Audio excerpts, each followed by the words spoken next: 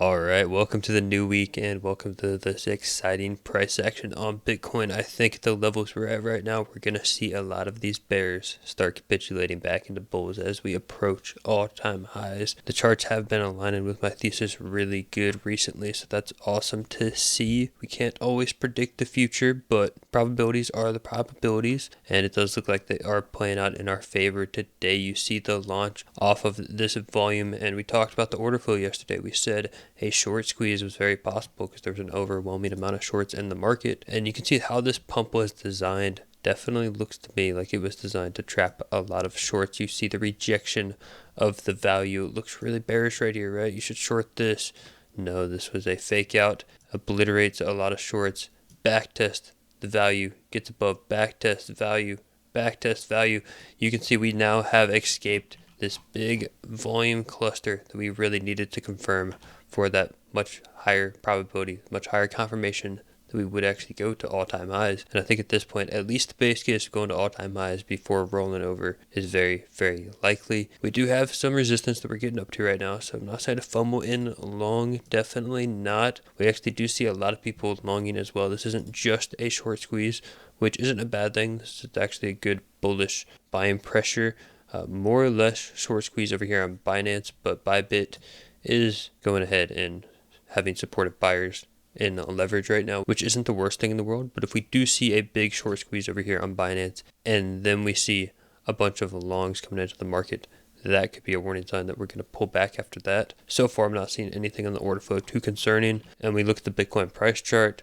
This also looks very healthy to me. Just on an RSI basis, we don't see any big bear divs or anything like that. There's no real bearish confluences. I mean, you could potentially have one forming on the daily time frame. Not exactly though. I mean, we have pies at the same level. The RSI, yeah, it's kind of making a lower high. A bit of an exaggerated bear div. Not really anything I would take into consideration though. We do notice this candle is bright green. What does that mean? It's a vector, so much higher volume within this candle than previous ones, which essentially means likely to get retraced back into unless it is a range breaking move. So every time we make a vector here on the charts, you can see these always get retraced back into a pink vector, bright red ones, right? Blue ones, bright green ones. Whenever you make vector candles, you likely retrace back into them unless they are a range breaking move, such as we had when we broke up from our $45,000 range when the ETF launched, right? We see these vectors getting out of there, punching up into price discovery at the time, and this doesn't get retraced into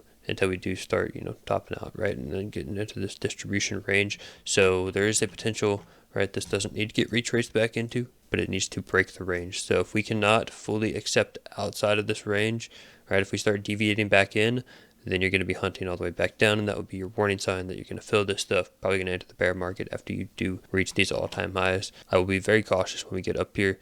This has been the target all along. This has been the thesis all along, is that we would have some sort of capitulation event for the bears, get them back into the market, get everyone super bullish, break into all-time highs, make a higher high, and then that's where you actually have a swing failure, a deviation back within the range. And this is where you do, in fact, enter the bear market. So we'll see if it plays out that way. That's just a thesis, a hypothesis that probably won't come true exactly to how I just presented it. But in my opinion, that would have wrongfoot the most amount of people, and charts like to wrongfoot people, especially Bitcoin. So I'm going to stick with that for now. Now, I will say some of the warning signs that I had been talking about previously with these smaller market cap memes just exploding while alts were stagnant, which usually marks tops in the market, is something that's kind of slowing down here. So we're actually seeing meme coins pull back, those really microcap meme coins. We do actually see Pepe starting to run, so that's cool. The larger market cap memes as well as altcoins are starting to run. So we're seeing a rotation out of these microcap $10 to $50 million market cap memes, going back into value assets, going back into that utility. And we're seeing a lot of altcoins pump today, which is a sign that the altcoin season is beginning, and that can last for quite some time before we have maybe another rotation into those risk-on meme coins later on. I still think the meme coins are going to do really well if you're in a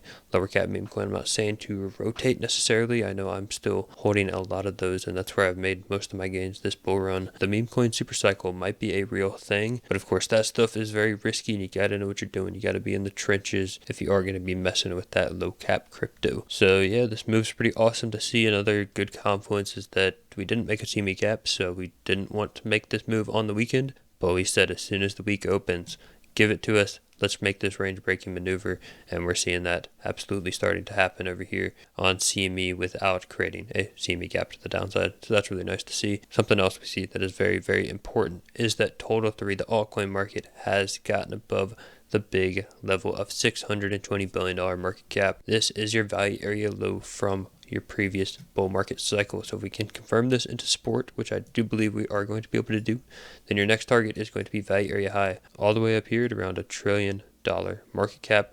You could also say point of control would be a risky area as well. Point of control is anywhere from 800 to 870. You could pull fibs as well. We could be looking at a 786 retracement, right? There's a lot of different fib confluences we could use with this. Another test of the golden pocket and then roll over could also play out, right? You got to stay vigilant when we are still at these retracement levels. But the fact that we're above this volume right here, if we can confirm that, you're going to be looking for a much larger move to the upside, probably very likely breaking this high, especially when Bitcoin breaks its all-time high. Assuming that happens, you're going to see a lot of euphoria over here in your altcoin market. So as I've been saying, we got some real exciting times ahead of us, and I do expect it to happen very, very quickly. These months of October, November, sometimes December as well, can be super volatile, and super volatile in a good way, where we do normally print out 20-30% gains over on Bitcoin, and the altcoin market does double that, if not more. So let's see what it can do. We can jump in here to the hourly time frame. You can see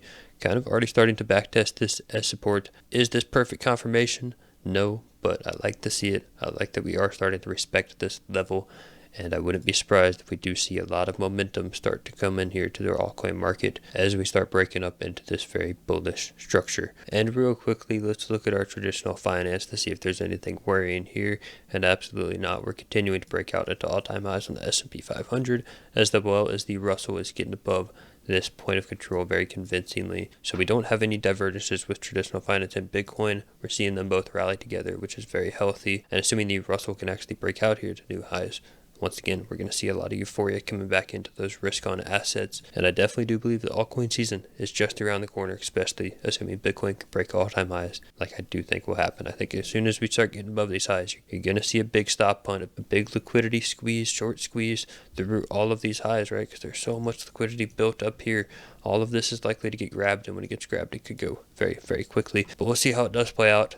I will restate, we're still at resistance, so definitely be cautious out there. So while I like what I'm seeing so far, if you do have any questions about anything I talked about, or just want to join the community for this channel, link to my Discord is in the description down below.